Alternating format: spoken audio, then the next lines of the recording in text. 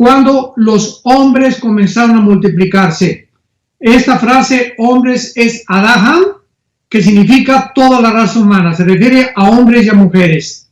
Entonces aquí tenemos a la raza humana multiplicándose durante esta época de una forma extraordinaria. En segunda columna vamos a poner las hijas de Dios, o las hijas que nacieron de los hombres. Y en la tercera columna vamos a poner los hijos de Dios. Ahora muy bien, la palabra hijas, que es la frase hebrea que se usó para poder determinar que eran hijas de los hombres, no hijas de Dios, es importante porque la frase hijos de Dios es contraria a la de hombres y a la de las hijas de los hombres, porque aquí la frase hijos de Dios es Ben, con B grande, con B de burro, Elohim, hijos de Dios. Y esta frase hijos de Dios se usa 6 veces nada más en todo el Antiguo Testamento, refiriéndose exclusivamente a los ángeles. Nunca se usa en el Antiguo Testamento la frase hijos de Dios para los seres humanos. Ahora muy bien, en el capítulo 24 de Mateo, esto es muy importante para comenzar a correlacionar una cosa con la otra. El Señor Jesucristo mencionó una de las profecías más enigmáticas que existen, porque Él quiso comparar esta época donde hubo una supuesta, que lo vamos a explicar con muchos detalles, entre ángeles caídos y los seres humanos, y la época que estamos nosotros viviendo. Dice Mateo 24, versículo 37 en adelante: más como en los días de Noé, así será la venida del Hijo del Hombre. Porque como en los días antes del diluvio, estaban comiendo, casándose, dándose en casamiento, hasta el día en que no entró en el arca, y no entendieron hasta que vino el diluvio y se los llevó a todos, así será también la venida del Hijo del Hombre. Es interesante que el Señor Jesucristo haya comparado la generación no de David, ni tampoco la generación de Salomón, ni tampoco la generación de Abraham. Cristo escoge una generación del pasado para compararla con la generación en la que tú y yo estamos viviendo actualmente. Y esta generación fue precisamente la generación donde hubo esta mezcla entre ángeles caídos y seres humanos. Ahora, muy bien, vamos también a ver en la segunda carta de Pedro, capítulo 2, versículos del 4 al 5, otro pasaje, otros versículos que nos dan mucha luz acerca de lo que estamos viendo, para de esta manera unir Génesis capítulo 6, el capítulo 24 de Mateo y la segunda carta de Pedro, para irnos orientando más o menos y poder acercarnos a una conclusión. En 2 de Pedro capítulo 2 versículo 4 dice: porque si Dios no perdonó a los ángeles que pecaron, sino que arrojándolos al infierno. Esta palabra, a los que les interese ahorita, por favor pongan arriba de infierno la palabra Tartarus, con T de tío las dos, Tartarus, que es la única vez que se usa en todo el Nuevo Testamento. No es la palabra infierno, porque en el original griego la palabra infierno es la palabra griega Gena, con G de gárgara, Gena. Entonces aquí dice la Biblia que hay un grupo de ángeles que Dios no perdonó y que ahorita se encuentran en prisiones de oscuridad para ser reservados para el día del juicio. Y vamos a ir contestando estas preguntas para poder ir desenredando todo este rompecabezas, porque la primera pregunta que surge en este momento es la siguiente: ¿a qué clase de ángeles se está refiriendo el apóstol Pedro? No se puede decir que son los ángeles que se rebelaron con Satanás hace millones tal vez de años antes de que el hombre fuera creado, cuando Lucifer encabeza la rebelión y arrastra a la tercera parte de los ángeles del cielo, de acuerdo a Apocalipsis capítulo 12, versículo 4. Entonces, no son estos ángeles, porque en este caso hubieran sido todos los ángeles los que Dios hubiera metido en prisiones de oscuridad. Por lo tanto, tenemos aquí a un grupo especial de ángeles que pecaron de una forma también especial, porque de otra manera Dios, insisto, no los hubiera confinado a prisiones de oscuridad. Entonces nos damos cuenta que este grupo de ángeles que están encerrados actualmente en prisiones de oscuridad son los ángeles que se metieron con las mujeres en los tiempos de Noé y que procrearon hijos, que vamos a ver más adelante en otra de las preguntas, quiénes fueron estos hijos o esta procreación o descendientes de la mezcla ángeles y seres humanos. Muy bien. La otra posible opción que tenemos nosotros, que se ha manejado de una forma, podríamos decir, no bíblica, es que arguyen que las hijas de los hombres eran descendientes de Set y que se mezclaron con los descendientes de Caín, y que entonces estos hijos de Dios son los descendientes de Set. En otras palabras, ¿verdad? Los hombres son todos los descendientes de Adán, lo mismo que sus hijas, pero los hijos de Dios es un término que se usa solamente para los descendientes de Set. Esto, ¿verdad? Pues no tiene mucha comprensión, no tiene mucha lógica, porque nos damos cuenta que realmente la intención que hubo aquí en Génesis capítulo 6 fue mezclar la semilla angelical con la semilla humana, con el propósito de deshacer la profecía de Génesis 3, versículo 15, donde cuando vino la caída humana, Dios le dice a Satanás: tu semilla va a hacer, o los descendientes de tu semilla van a hacer tropezar al Mesías, a la semilla de la mujer, y la semilla de la mujer te va a herir en la cabeza y te va a destruir. Aquí Dios está hablando de dos descendencias, pongamos atención, genéticas, porque la palabra semilla es la palabra hebrea sera, con Z.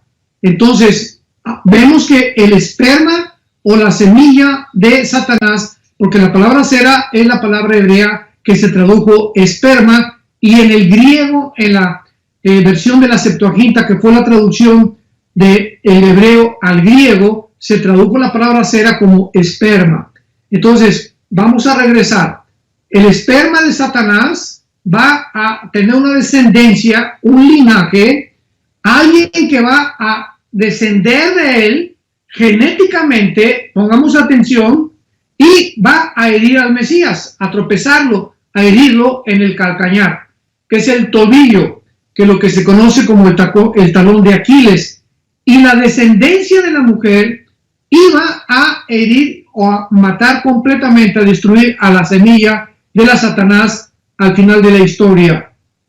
Esto es muy importante, porque cuando la Biblia habla de la semilla de la mujer, nos damos cuenta que a la luz de la investigación del siglo XX, estamos hablando de 1950 en adelante, que cuando se descubrió en 1954 las leyes de la genética, no se conocía absolutamente nada del ADN, de toda la intrincada red que existe en cada célula que tenemos en nuestro cuerpo, en los billones de células que tenemos, para que pudiéramos entender claramente lo que la Biblia nos estaba ya profetizando, describiendo hace más de 1500, casi 2000 años.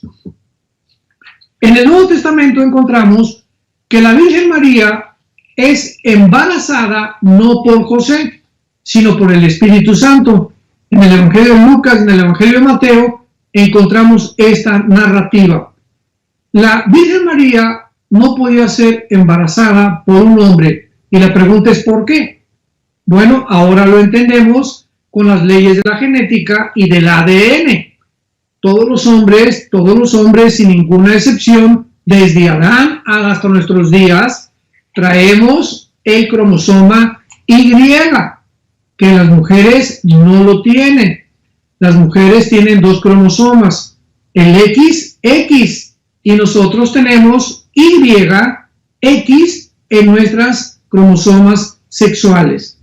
Entonces, el cromosoma Y que todos los varones tenemos es lo que determina el género masculino.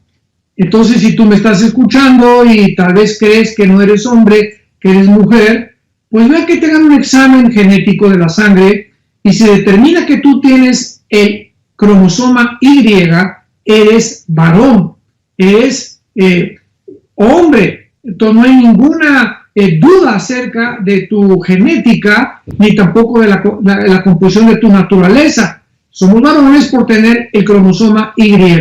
Entonces José, igual que todos los seres humanos, el que estaba comprometido con María, tenía el cromosoma Y, pero no se podía mezclar con María porque el cromosoma Y, desde Adán hasta nuestros días, todos los seres humanos hemos nacido infectados con un virus, podríamos llamarle de esta manera, llamado el pecado.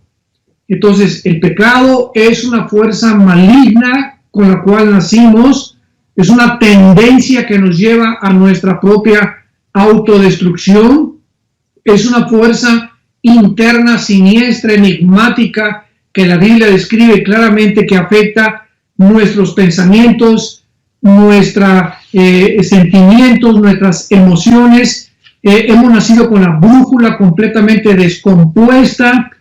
Todos hemos nacido cada quien como ovejas fuera del corral, unos en la astrología, otros en la brujería, otros en las sectas, en diferentes religiones, etcétera, etcétera. La raza humana está perdida sin ninguna luz porque trae un problema desde Adán que se llama el pecado, el cual, ¿verdad?, en algún otro tiempo vamos a tratar de contestar cuál fue realmente la razón por la cual Cristo tuvo que pagar en una cruz por este pecado con el cual nosotros hemos nacido.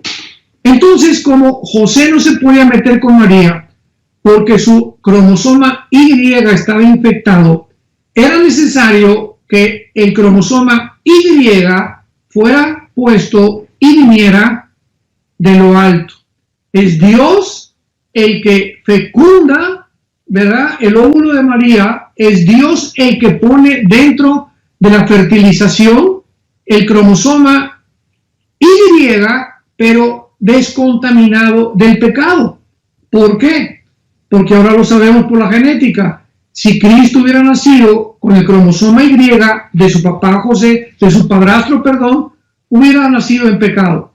Y no podía el Mesías haber heredado esa maldición que hemos heredado todos nosotros, porque lo descalificaría para abrir sus brazos en una cruz y poder efectuar la redención humana. Muy bien, regresamos a nuestro pasaje de Génesis capítulo 6 y a continuación continuamos contestando la pregunta: ¿cómo es posible que estos ángeles se hayan mezclado de una forma con todos los seres humanos? Y dice a continuación del pasaje que viendo las hijas de Dios, versículo 2, que las hijas de los hombres eran hermosas, tomaron para sí mujeres, escogiendo entre todas. Y dijo Jehová: no contenderá mi espíritu con el hombre para siempre, porque él es carne, mas sus días son 120 años. Vemos nosotros algunas evidencias en el Nuevo Testamento acerca de que realmente fueron los ángeles caídos, porque recordamos que la Biblia no es de interpretación privada. Tenemos que siempre buscar en las leyes de la hermenéutica. La hermenéutica es una de las ramas de la teología que trata con la correcta interpretación de la Biblia, y nunca se puede interpretar la Biblia sin tomar en cuenta el contexto.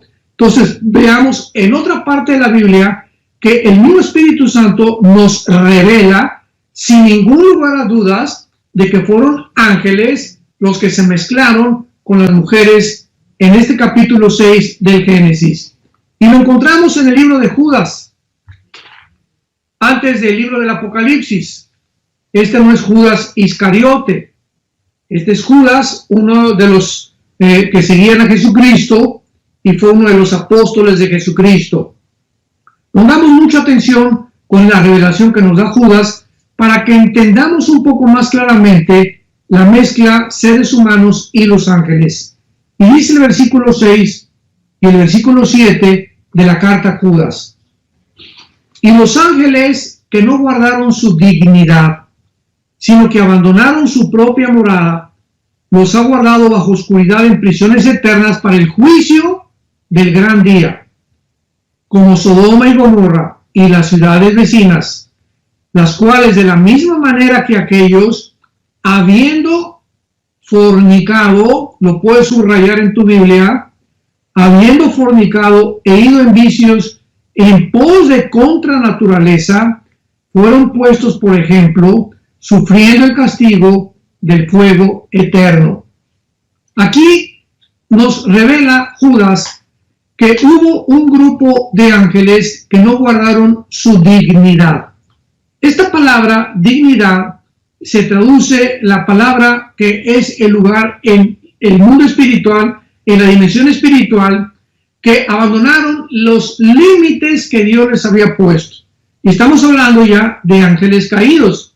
O sea, el hecho que se hayan rebelado la tercera parte contra Dios no significa que estos ángeles ya no van a seguir haciendo maldades. Van a continuar haciendo maldades y las siguen haciendo. Y lo vamos a ver que la van a culminar antes de que Cristo regrese. Entonces, abandonaron la dignidad, los límites que Dios les estableció. En segundo lugar, dice que abandonaron su propia morada. Y esta palabra morada, en el original griego, es la palabra que se traduce como habitación, como casa. Entonces, ellos tenían asignado por Dios un lugar para poder ellos manifestarse, para poder ellos realmente moverse, y dejaron esta habitación, que es el mundo espiritual, y se introdujeron al mundo de nosotros, que es la dimensión, 4 dimensiones en las que vivimos, que es el mundo terrestre, el mundo físico, el mundo visible. Entonces vamos por orden. Estos ángeles viven en la dimensión invisible, pero tienen la característica de entrar a nuestro mundo visible, terrenal, donde tú y yo existimos, y tienen la característica de poder actuar dentro de nuestro mundo. Vemos en el Antiguo Testamento cantidad de ejemplos de ángeles que mataron a los filisteos, ángeles que ejecutaron los juicios de Dios, ángeles que vemos nosotros que cuando Cristo nació lo acompañaron cantando en el cielo. La Biblia dice en Hebreos capítulo 13 que tengamos cuidado muchas veces de no olvidarnos de la hospitalidad, porque podemos hospedar ángeles. En otras palabras, estas criaturas espirituales con cuerpos diferentes a nosotros, que no son iguales a nosotros en cuanto a que tengan un sistema digestivo, la sangre no es la vida de sus cuerpos, etcétera, etcétera, tienen la característica de entrar en su cuerpo y de comer. En Génesis capítulo 18 observamos que los ángeles que se aparecieron con Jehová, a Abraham y a Sara, podían comer, comieron cabrito y comieron igual que nosotros los seres humanos. Entonces, en Génesis capítulo 19, cuando entraron a Sodoma, los sodomitas, que estaban completamente degenerados, vieron a estos dos ángeles entrar a esta ciudad y los confundieron con seres humanos, o sea, adquieren la forma humana y eran tan bien parecidos y tan atractivos que los sodomitas le dijeron a Lot, Génesis 19, que querían tener relaciones sexuales con ellos. Entonces, esto es increíble, por lo cual Judas usa el ejemplo de los sodomitas con el pecado de los ángeles. Entonces, abandonaron su morada, dejaron la dimensión invisible espiritual y se introdujeron a nuestro mundo a tratar de pervertir la genética. porque como Satanás sabía que de la genética de la mujer vendría el Mesías, hizo lo posible por tratar a través de la historia de detener esta semilla para que el Mesías no pudiera nacer. ¿Lo van comprendiendo un poco mejor?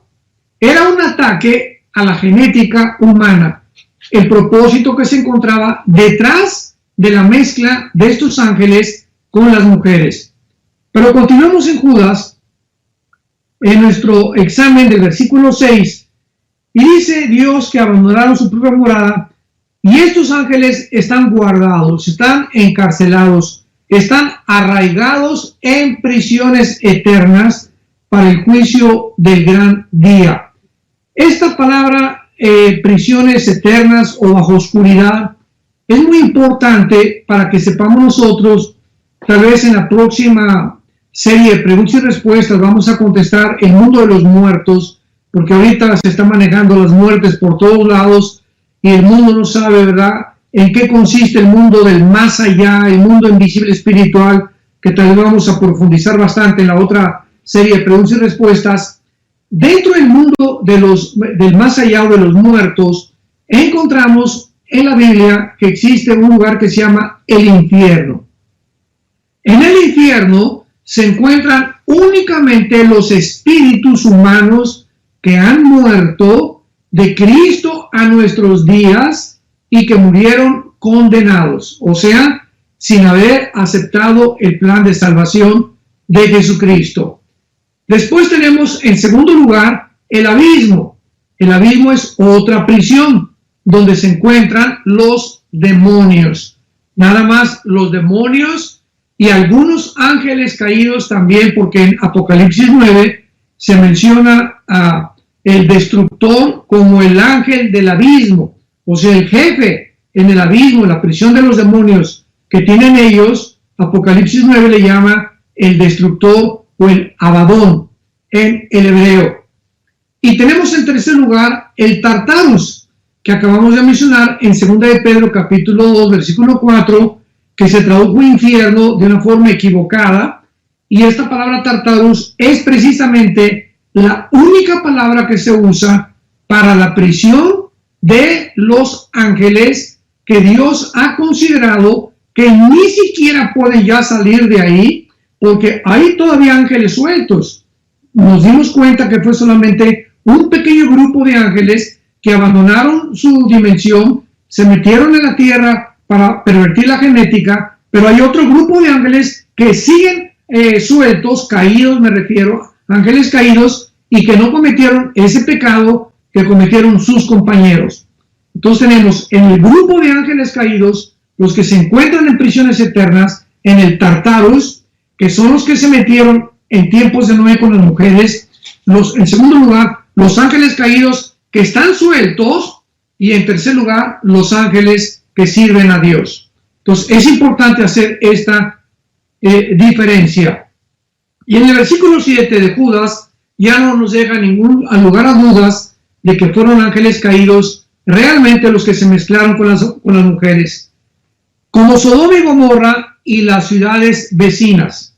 Pues se está comparando a estos ángeles con los habitantes de Sodoma y de Gomorra, las cuales de la misma manera que aquellos, ¿quiénes son aquellos? De la misma manera que aquellos, está hablando del versículo anterior dentro del contexto de los sodomitas, o sea, los ángeles. De la misma manera que los sodomitas, habiendo fornicado e ido en vicios en pos de natura.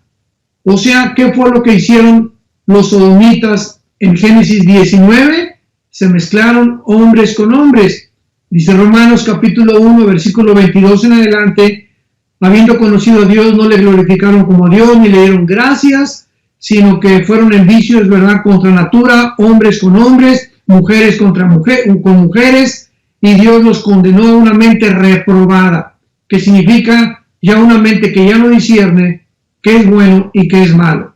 Entonces, los ángeles fornicaron, o sea, tuvieron relaciones sexuales de alguna manera con las mujeres humanas, y vamos después a contestar la pregunta, cuál fue el producto de esta consecuencia, de esta violación a las leyes naturales, porque fue en contra de naturaleza. El ser humano fue creado para que un hombre se mezclara con una mujer, esto es lo natural. Pero cuando un hombre se mete con un hombre o una mujer con una mujer, es antinatural. Se está violando las leyes de Dios. Los ángeles hicieron lo mismo. Dejaron completamente su habitación, bajaron aquí al mundo y hicieron algo contra su naturaleza. Se mezclaron con seres humanos, lo cual Dios había prohibido. Muchas gracias, doctor. Entonces, pues la siguiente pregunta obligada es, ¿quiénes fueron los gigantes de la antigüedad? Muy bien, vamos a regresar aquí a Génesis capítulo 6 para contestar esta segunda pregunta. Y entonces, en el versículo 4, Génesis 6, versículo 4, dice la Biblia, había gigantes en la tierra en aquellos días, y también después que se llegaron los hijos de Dios, aquí también lo asegura el Espíritu Santo, esta palabra, se llegaron los hijos de Dios a las hijas de los hombres y les engendraron hijos. O sea, también aquí ya no cabe ninguna duda al respecto, porque el vocabulario y la etimología de las palabras originales hebreas nos habla claramente que una mezcla ahí es lo que vamos a explicar a continuación. Una mezcla, si no fue genética, vamos a ver de qué forma fue, o si fue realmente genética o fue física, sexualmente física, como un hombre y una mujer, pero vamos a ver ahorita, vamos a pedir calma para que podamos esperar a responder esto. Pero aquí dice, se llegaron los hijos de Dios a las hijas de los hombres, les engendraron hijos. Muy bien. La palabra gigantes es la palabra Nepilim, con N de Nancy y PH intermedia. Nepilim se pronuncia Nefilim en el original hebreo. Esta palabra en su etimología proviene de la raíz napal, N de Nancy, PH, AL de Lola, napal, que significa caídos, caídos. Entonces, antes de que el ser humano pudiera caer, ¿quién fueron los primeros caídos? Pues fueron los ángeles, ¿verdad? Porque en el momento que se rebelaron contra Dios, cayeron completamente ya de su condición y se convirtieron en enemigos de Dios. Entonces la palabra Nepilim, que se tradujo gigantes, significa los caídos, que es una frase que se usa como resultado de las personas que se mezclaron precisamente con los ángeles caídos o las mujeres, para poder especificar, con los ángeles caídos, y el producto fueron gigantes, que es el resultado de esta condición. Muy bien. Estos gigantes habitaron en la tierra 1000 años. Estamos hablando desde el Génesis hasta el rey David, hasta 2 Samuel 21, que lo vamos a ver. Los gigantes dejaron de existir. Desde tiempos de Noé hasta tiempos de David, durante un periodo de 1000 años, los gigantes habitaron el planeta Tierra. Y si alguien se preguntara cómo pudo ser que estos gigantes continuaron habitando la Tierra aún después del diluvio, podríamos contestar, ¿verdad?, que los ángeles caídos volvieron otra vez o pudieron volver a infectar la tierra después del diluvio de la misma manera que al principio. Volvieron a reproducirse alterando la genética humana. Muy bien, ahora vamos a ver las diferentes palabras que se usan en el original hebreo. Esto es importantísimo y que definen a estos podríamos llamarle seres híbridos, porque un ser híbrido es cuando se mezcla una semilla con otra semilla, por eso algo híbrido. Cuando un caballo se mezcla con una mula, es una mezcla híbrida. ¿Y qué va a salir como resultado? ¿Verdad? Pues va a resultar una mula que ya no es ni caballo, ya no es ni burro. Entonces, todo lo que es híbrido es una mezcla. Entonces, veamos nosotros que estos seres monstruosos, tenían 12 dedos en las manos, 12 dedos en los pies, y llegaron a medir hasta 4 metros 50 centímetros de altura. Veamos en primer lugar en el libro de Deuteronomio, capítulo 2, lo que la Biblia nos comienza a revelar acerca de estos gigantes, o quiénes fueron estos gigantes de la antigüedad, y vamos a ver al final la relación que tuvieron con las pirámides de Egipto, con las pirámides de Machu Picchu en Perú, con las pirámides en Bolivia, con las de todas las que se han encontrado en Chichén Itzá en México, y lo que actualmente se está manejando como que los extraterrestres visitaron la Tierra hace 4.000, 5.000 años y le proporcionaron conocimiento al hombre para estas construcciones megalíticas y cosas que es imposible que el hombre haya intervenido. Nos vamos a dar cuenta que fueron los ángeles caídos. Bueno, dice aquí en Deuteronomio capítulo 2, versículo 10, los emitas habitaron en ella antes pueblo grande y numeroso, así como los hijos de Anac. Por gigantes eran ellos tenidos, y todos los hijos de Anac, y los moabitas los llamaron emitas. Si quieres ir apuntando, otra de las tribus de los gigantes en la tierra de Canaán fueron los anaseos y los emitas. Así que cuando tú veas en el Antiguo Testamento anaseos o emitas, vas a poder inmediatamente identificarlos como descendientes de los gigantes, de los nefilim, porque aquí la Biblia lo dice claramente: los hijos de Anac o los anaseos eran de los gigantes y se consideraron como los gigantes. Nos brincamos al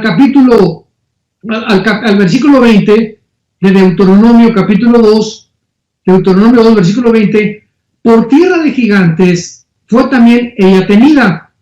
Habitaron en ella gigantes, y aquí la palabra gigantes, en el versículo 20, si lo quieres apuntar, ya es la palabra Rafa, con PH intermedia.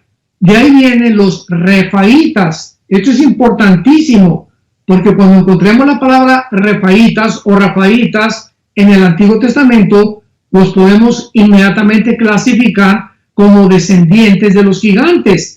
Entonces vemos que casi todas las tribus de Canaán, ¿verdad? Nos llevaría aquí bastante tiempo para poder, pero todas las tribus de Canaán estaban infectadas genéticamente. Y una de las cuestiones más controversiales que existen en la apologética de los ateos y de tanta gente es por qué Dios manda destruir a los cananitas, por qué Dios le llaman genocidio. No explican por qué Dios exterminó o le dio la orden a Josué. Josué, al entrar a la tierra de Canaán, le extermina hombres, mujeres, niños, todos absolutamente tenían que ser exterminados y no han podido entender por qué. Y tenemos que retroceder en la historia para poder entender que el problema de la tierra de Canaán era un problema de infección genética, donde las tribus de Canaán eran descendientes de los gigantes y no se podían seguir mezclando con el pueblo que Dios había escogido para poblar Canaán y volver otra vez a volver otra vez a poblar la tierra con la genética de los seres humanos. Qué clara es la Biblia, ¿verdad? Así vamos entendiendo poco a poco las razones que se encuentran de las acciones que aparentemente no tienen respuesta, pero que sí la tienen cuando profundizamos en las Sagradas Escrituras. Y luego dice en el versículo 21, Deuteronomio 2, 21, pueblo grande y numeroso, alto como los hijos de Anac. Aquí se vuelve otra vez a reconsiderar a Anac o a los anaseos, a los cuales también Jehová destruyó delante de los amonitas. Estos sucedieron aquellos y habitaron en su lugar. Vemos pues nosotros aquí claramente que ya el Espíritu Santo nos comienza a mencionar diferentes tribus, anaseos, emitas, etcétera, etcétera, que descendían de los gigantes. Nos brincamos al capítulo 3 de Deuteronomio. Y dice en el versículo 1, Deuteronomio 3, versículo 1, volvimos pues y subimos camino de Basán. Esto es importante, apunta a Basán. Basán es la región norte de Israel y es donde se supone que descendieron los ángeles caídos. Esto es muy interesante. Esto se encuentra en el libro de Enoc, que sabemos Enoc fue un personaje bíblico, pero el libro de Enoc no se consideró en el canon de las Sagradas Escrituras, aun cuando el 95% del contenido del libro de Enoc está completamente de acuerdo con la Biblia. Es un libro por demás interesante, así también como los libros de los Macabeos, que son apócrifos. Esto es la historia de los judíos narrada por el escritor Josefo. No está en la Biblia, pero también es muy interesante porque fue un historiador que está pegado completamente al cristianismo, igual que el escritor de Plinio, etcétera, etcétera. Entonces son escritos que, aunque no están en la Biblia, podemos tomar ciertas consideraciones para comparar la historicidad y compararlos con la Biblia para darnos cuenta que no tiene ninguna discrepancia entre las escrituras. Entonces, vemos nosotros que está hablando aquí del camino de Basán y nos salió al encuentro Og, O con G de Gárgara, O con G de Gárgara, Og, rey de Basán. Esto es importante para pelear y todo su pueblo en Edrei. Nos brincamos al versículo 11 y abramos bien los oídos. Porque únicamente Og, rey de Basán, había quedado del resto de los gigantes. Aquí la Biblia nos muestra que había un rey en Canaán, dentro de esas tribus, llamado Og, y que es muy famoso a través de todo el Nuevo Testamento, porque se le continúa mencionando como de los más poderosos gigantes que había, y se nos dice aquí que era uno de los restos que había quedado del resto de los gigantes. Y escuchen lo que dice acerca de la altura y las características de este rey Og. Su cama, una cama de hierro, y la longitud de ella era de 4 codos, y según el codo de un hombre. En otras palabras, 3.50 metros de largo tenía la cama de este chiquilín, le podríamos llamar, y vemos que su anchura era de 4 codos, que realmente era la cama de más o menos un poco cerca a los 5 metros, con 3.50 de ancho, casi 5 metros de largo por 3.50 de ancho.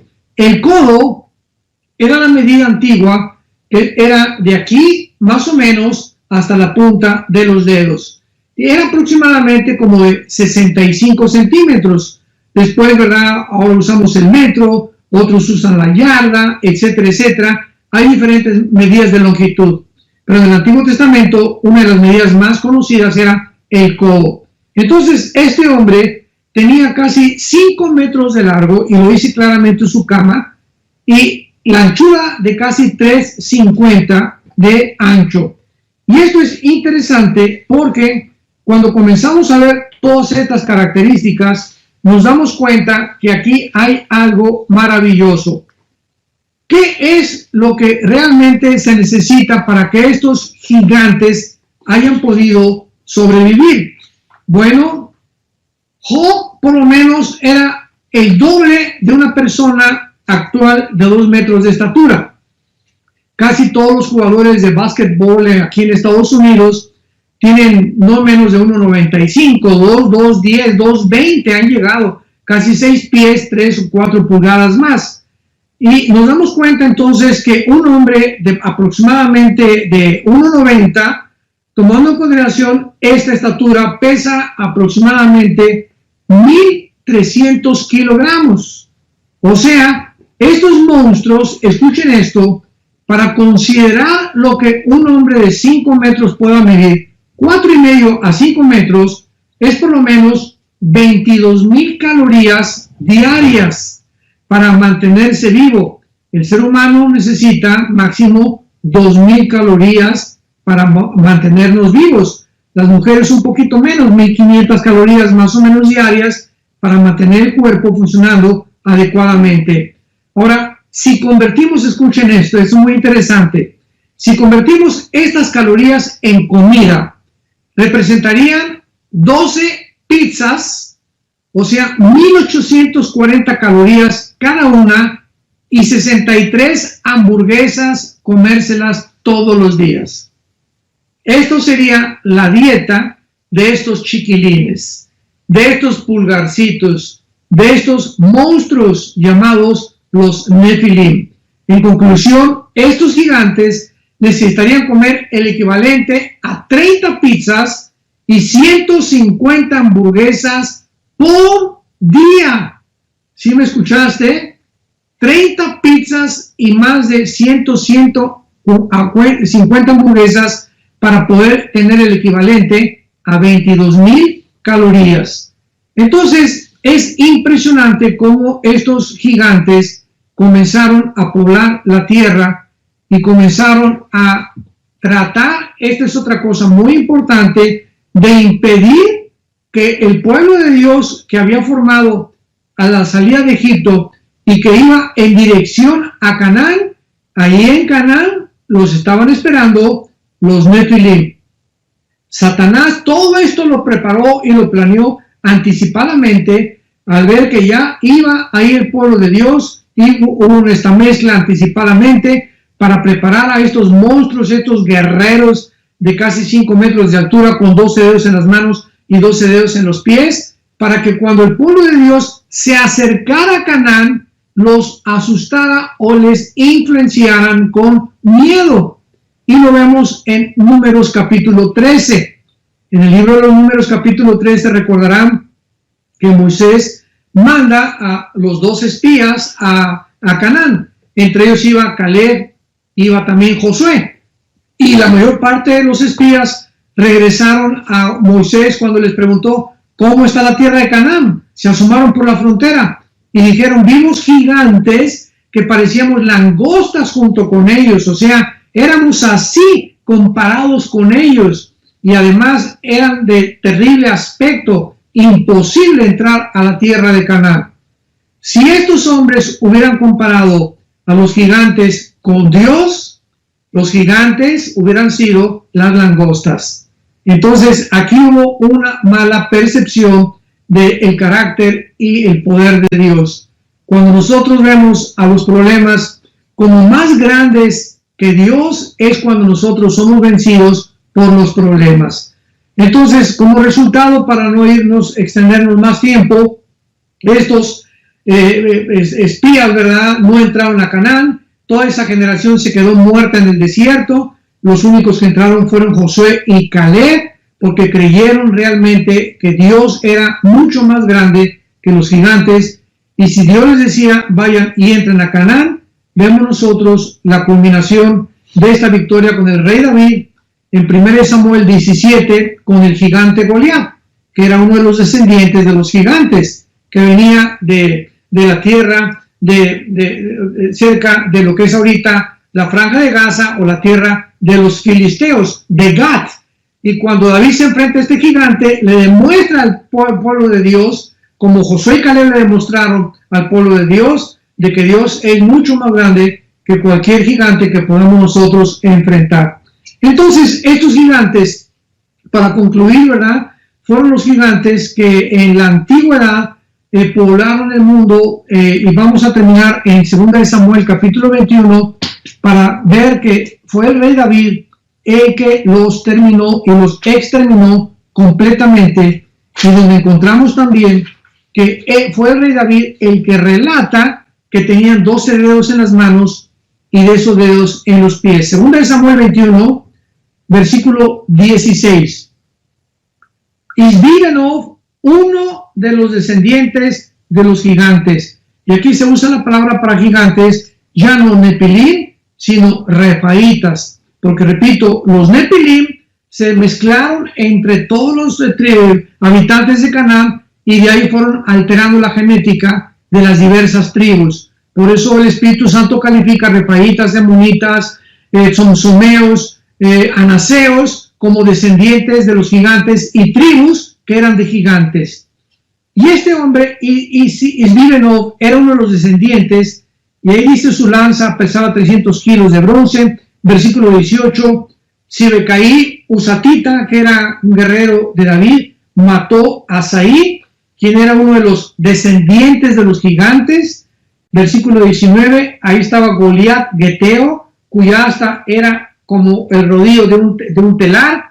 Versículo 30, de gran estatura, el cual tenía 12 dedos en las manos y otros 12 dedos en los pies, 24 en total, y descendiente de los gigantes. Este desafió a Israel y lo mató Jonatán, hijo de Simea, hermano de David. Estos 4 eran descendientes de los gigantes de Gat. Qué interesante. ¿De dónde era Goliat? De Gat. O sea, estos 4 gigantes que David acaba con ellos eran los hermanos de Goliat, que precisamente fue el mismo David que mata a Goliat y mata también a sus 4 hermanos con los guerreros que lo acompañaban. Realmente la victoria sobre los gigantes se le puede atribuir al rey David. Doctor Alducin, muchísimas gracias. Ya para finalizar esta última pregunta, ¿qué influencia tuvieron los ángeles caídos en la humanidad hace 4,500 años? Muy buena pregunta también. Bueno, pues ahora podemos nosotros claramente analizar el por qué hemos llegado al siglo XXI.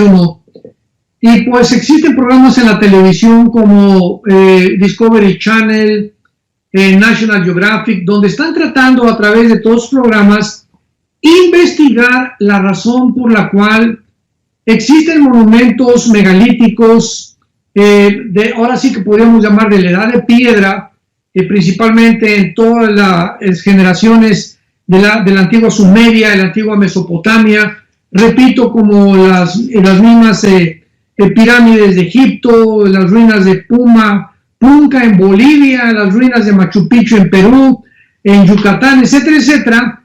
Y lo que estas personas han encontrado en todas estas ruinas ha sido algo que no pudo haber sido creado o construido o edificado por los seres humanos. Era imposible que nosotros pudiéramos haber intervenido.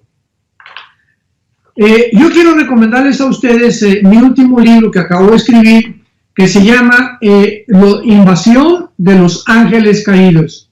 En este libro, La invasión de los ángeles caídos, lo pueden conseguir en todas las librerías.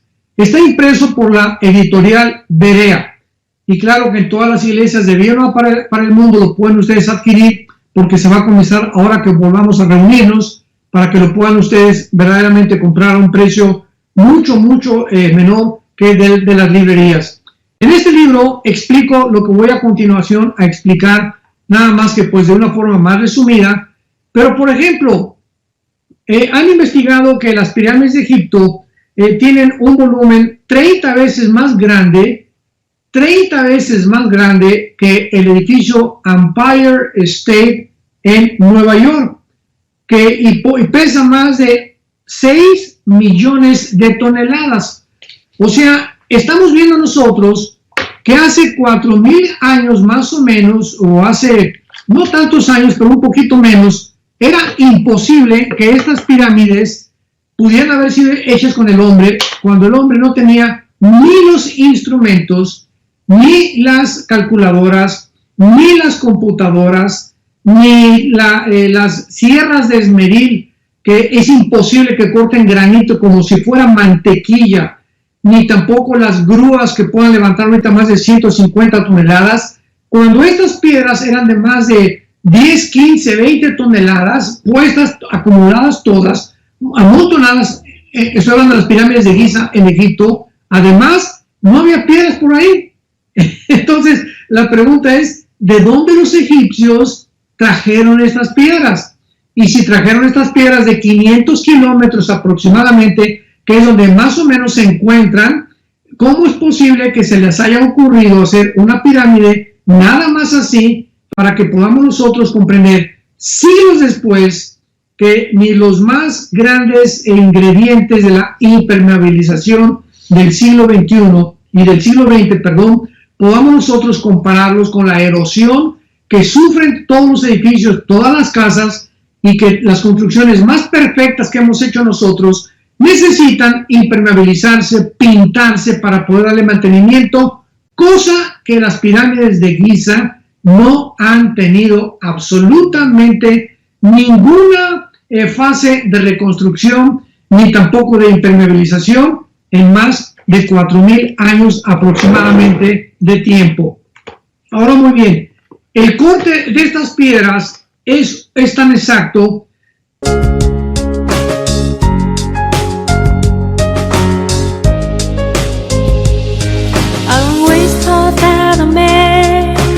Fall in love with, couldn't so be my best friend. I am glad that it's so it is. I am glad that it's so it is.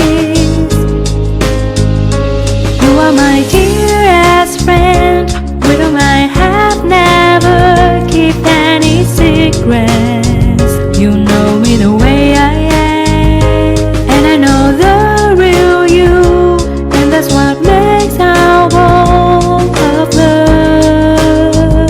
so special.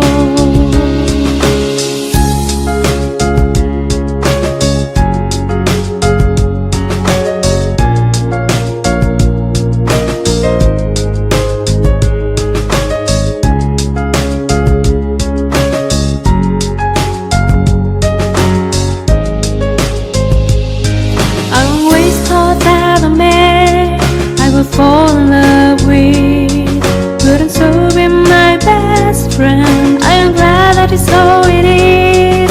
I am glad that it's Que muchas de estas piedras, cuando las unieron realmente, parecía que un papel en medio no podía entrar. Imaginémonos esto, una piedra de 5 a 10 y hasta 15 toneladas, cortada como si fuera mantequilla, unida con otra piedra donde en medio de las dos piedras un papel no puede entrar. ¿Quién pudo haber hace 4,000, 5,000 años haber tenido una sierra, o como tú le quieras llamar, que haya podido partir las piedras de esmeril como si fueran mantequilla y haberlas podido unir de una forma tan extraordinaria que ni siquiera en el siglo XX ha podido alcanzarse a lograr? Encontramos también, además, que en cuanto a la orientación, las pirámides de Giza están perfectamente alrededor del norte verdadero y sus 4 lados con los puntos cardinales de la Tierra. O sea, los misteriosos personajes que le llaman extraterrestres, que pudieron aportar este conocimiento, esta sabiduría a los seres humanos hace 4,500, 5,000 años, ¿cómo es posible que también no solamente tuvieran esta capacidad de la ingeniería actual del siglo XX, sino que además tuvieran una capacidad, un conocimiento de la astronomía, de la astrofísica, acerca de los planetas, de los signos del zodíaco en el cielo, de la constelación de Orión, que son 7 estrellas calientes azules, etcétera, etcétera? ¿Quién les pudo haber dado esto sin telescopio, sin calculadora? Ahora, si nos brincamos, que las mismas pirámides, pero con un volumen un poco mucho menor, las encontramos en Chichén Itzá, en nuestro país, la República Mexicana.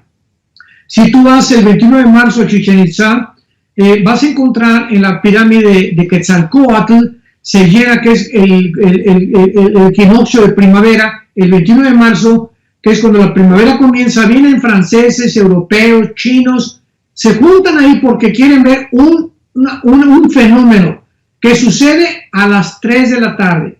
¿Qué pasa el 21 de marzo a las 3 de la tarde en la pirámide de Quetzalcóatl, en Chichén Itzá, allá en Quintana Roo? Bueno, el sol comienza a caer sobre la pirámide en esa hora, y la base de la pirámide es la cabeza de una serpiente. Por eso se llama Quetzalcóatl, porque la palabra Quetzalcóatl en el maya significa la serpiente emplumada. Entonces cae el sol y parecería que comienza a darle la vuelta como una serpiente hasta que embona con la cabeza o la base de la pirámide. En otras palabras, el fenómeno consiste en que el sol de alguna manera representa o comienza a proyectar una sombra como si fuera el cuerpo de una víbora que se va enrollando en la pirámide y se embona finalmente en la cabeza de la serpiente. Esto es impresionante porque pues la Biblia asocia las serpientes, los reptiles con Satanás. A él se le llama el dragón. Y el dragón pues es una serpiente con alas y con patas. Es precisamente Godzilla, lo que hicieron en la película famosa, que es el monstruo que realmente lo que es un dragón. Entonces es importante que nosotros veamos claramente que hemos llegado al final de la culminación de lo que la Biblia nos dice al principio que leímos en los tiempos de Noé. Vendrán tiempos peligrosos como en los tiempos de Noé. ¿Por qué? Porque lo que hubo en los tiempos de Noé, la mezcla de los seres humanos con los ángeles caídos, los híbridos que se produjeron son los mismos híbridos que actualmente se están produciendo en los laboratorios clandestinos en el mundo entero. Fue el sueño de Adolfo Hitler, de los nazis, mezclar, ¿verdad?, y producir una raza de superhéroes, de Superman, de superhombres, y a través de la raza aria demostrar al mundo que ellos eran los más grandes pobladores del mundo. En fin, el mundo nunca ha acabado.